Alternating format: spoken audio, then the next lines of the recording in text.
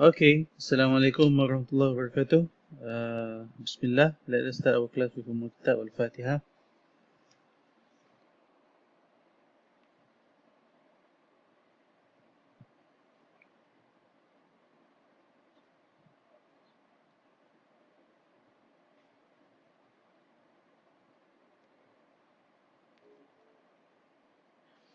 Okay, inshallah today I'm going to focus on week 5, the principle, the role and context. Prior to that, I actually assigned you to look at week 7 and week 8, where we are dealing with classroom management and supervisions. I give you 3 YouTube videos that I want you to watch. They are very interesting and full of informations related to the classroom management. Okay, so during the class for this week, we're going to have a Google Meet. I will provide you the link so that we could discuss today's lessons and the YouTube videos that I assigned you. So for today's, okay, I would like you to, we are going to discuss about week 5 and week 6. This is related to the principles and how instructional improvement of the school can be achieved. Alright. Okay, let's move on to my PowerPoint. Okay, the focus is on the principalship. When it comes to the principalships, actually we are looking into the instructional leadership. In the instructional leaderships, it actually assigns many different roles for principalships.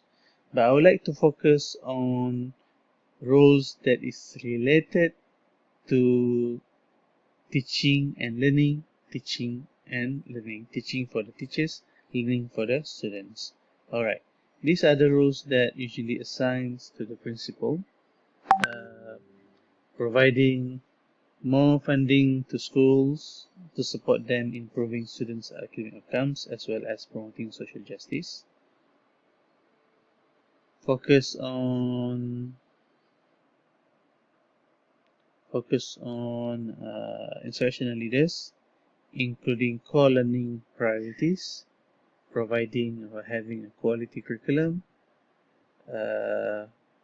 very particular about student achievement and improvement, aware and consistent in having or make sure the teachers have a good pedagogical practice, always giving teachers feedback from the supervisions, and at the same time to make sure that teaching and learning is tied to quality assessment.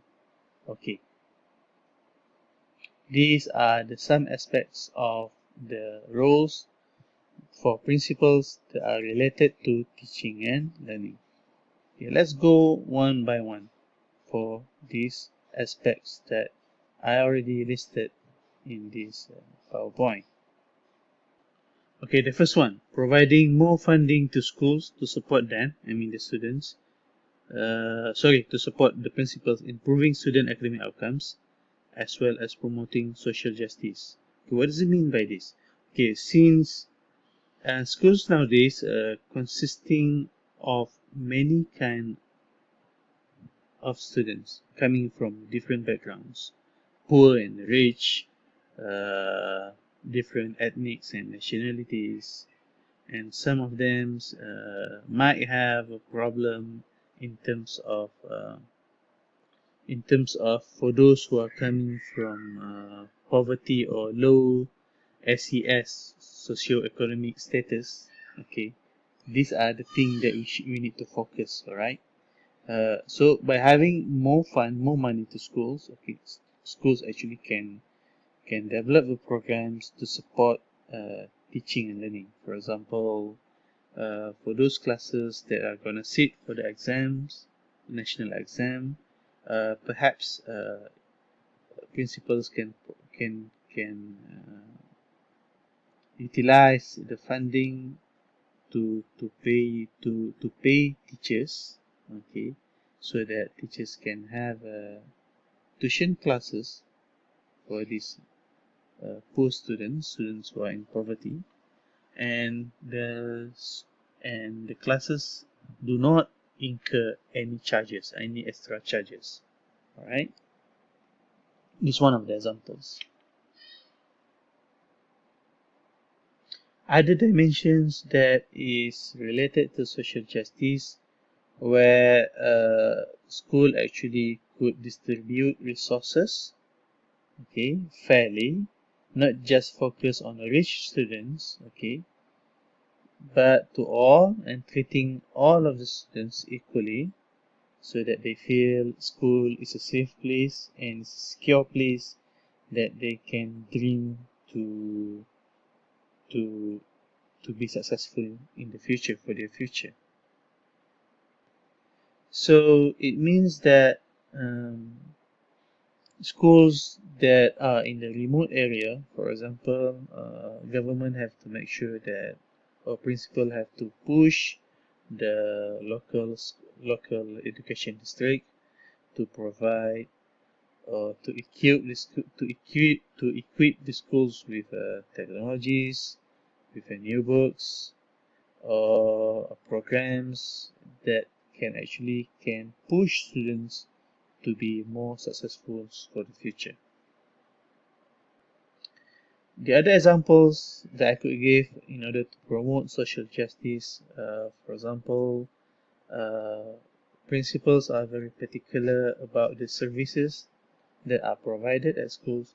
For example, the academic resources, make sure to fully utilize and target students who are in a low SES, socio-economic status background. Alright, and even to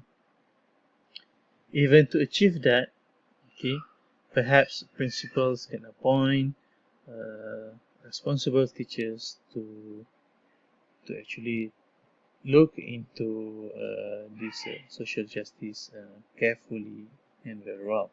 Okay, the second one, okay, the principal actually need to focus on the role that he need to play as an instructional leaders, and then the instructional leaders usually focus on the core learning priorities. Okay, these are the core learning priorities that I listed here. The first one is a quality curriculum. Okay, what does it mean by that? Quality curriculum is the belief, is the perceptions from the teachers, from the administrators of that particular school, of any particular schools, that all students are able to learn, okay, regardless of who they are, okay, they are able to learn and they are capable of being successful, right? So having a quality curriculum means that teachers actually have high expectations on the students. All right, they believe that students actually could score well in the examinations. Students are capable of doing that, and because of that, they will make sure that the standards of education are achieved and owned by everyone, not just the students but the teachers as well. If we look at the data from UNESCO or the PBB, Pertubuhan Bangsa-Bangsa Bersatu, okay, United Nations, it says that the principles of quality curriculum means that the teaching and learning are inclusive to students. Okay, so here we need to understand what is the meaning of the word inclusive. All right, and the quality curriculum actually makes sure that every students acquire and develop the knowledge, skills, as well as values. Values is very much related to daily life or daily interactions with the societies, right? For student achievement and improvement, Okay. It is actually to improve or to improve and target for the high grades, and this can be done through or by monitoring. The principals have to monitor the instructions to learning standards. Okay, always make sure that teachers always give a consistent feedback for students' homework and students' assignments. All right, when it comes to value, there should be always two-way communications between teachers and students, and students actually can actually self-assess themselves. Okay, in order for the students to be able to do that, there should be some measurement instruments or techniques should be taught to the students on that.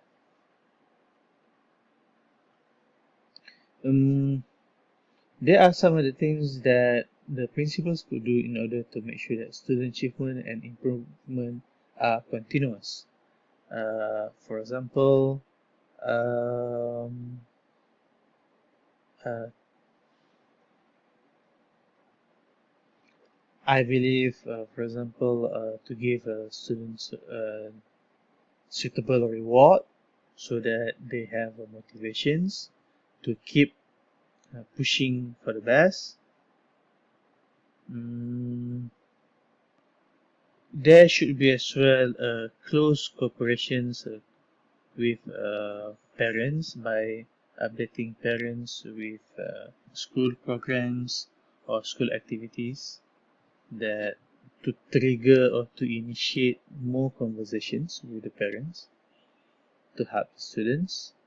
Okay, so let's look at number 3, pedagogical practice. Okay, under pedagogical practice, okay, make sure that school actually have a quality teaching. Okay, the quality teaching is related to accommodate different learners by providing a differentiation in terms of teaching. The teaching should be personalized, and at the same time to engage teachers with the PCK. PCK is pedagogical content knowledge, right? The other things that came into my mind is that when it comes to teaching, teachers should have a long-term goals or long-term learning outcomes as well as short-term learning outcomes. All right. This actually can help the students and the teachers to be focused, okay, to know what they are going to achieve at the end of lessons provided by the teachers. Secondly, a good pedagogical practice should build on students' experience or their prior learning, so that they can make the connections and relationship with lessons taught at schools. Among other things that we need to think of when it comes to a good pedagogical practice is that the integrations of thinking, okay, high order thinkings and metacognitions through reflections are being implemented throughout the process of teaching and learning. And teachers must actually allow students to questions, okay, since questions comes from curiosity, students' curiosities. and teacher needs to promote a dialogue so that students can develop respects towards the teachers. At the same time, teachers can open up, or students themselves can open up their own perspective, and we need the students' perspective so that we know that how far or how in depth they understand our lessons. Alright. Okay. Next is related to the teacher's feedback.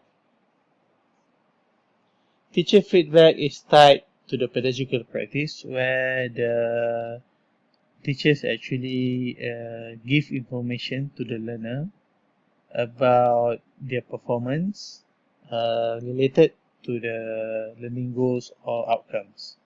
Okay, its aim actually to provide improvement in students' learning.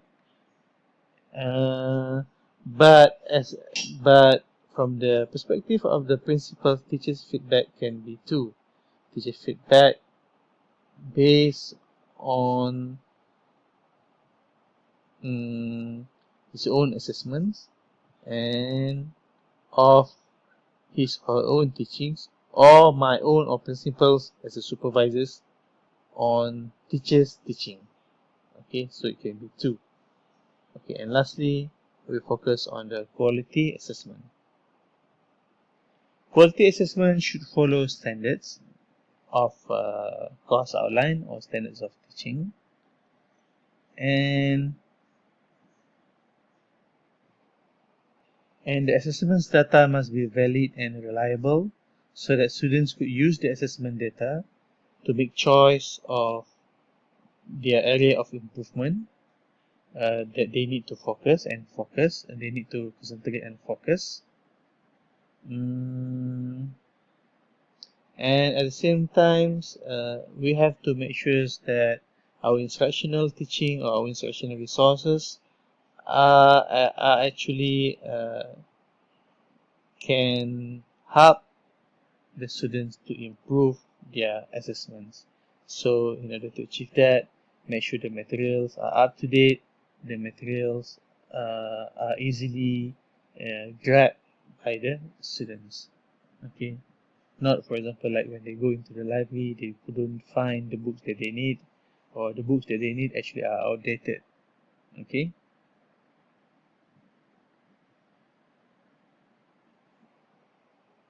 Okay, so we move on to the next slide.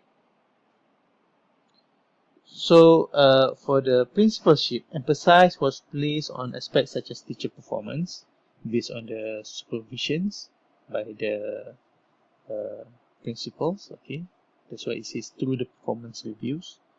And then the principals need to actually rate teacher effectiveness. And then if the teachers are good or excellence in terms of promotions or in terms of the salary need to be increased.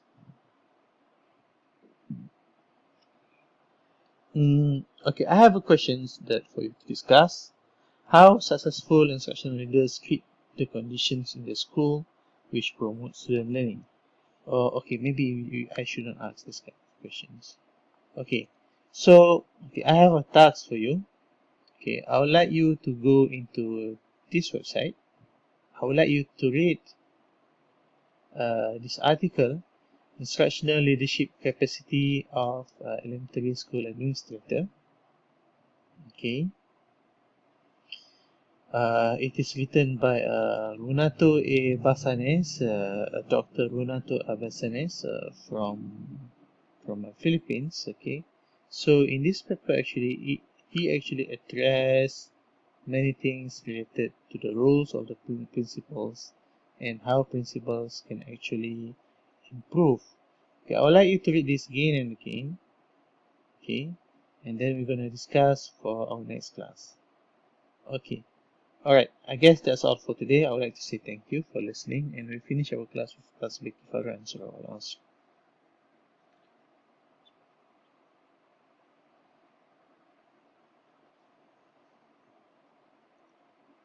Alright. Okay. For this week, we are going to have a Google Meet class to discuss the things that I mentioned in my YouTube videos. Alright. Okay. So see you, inshallah. Assalamu alaikum. I'll provide the Google Meet link later on.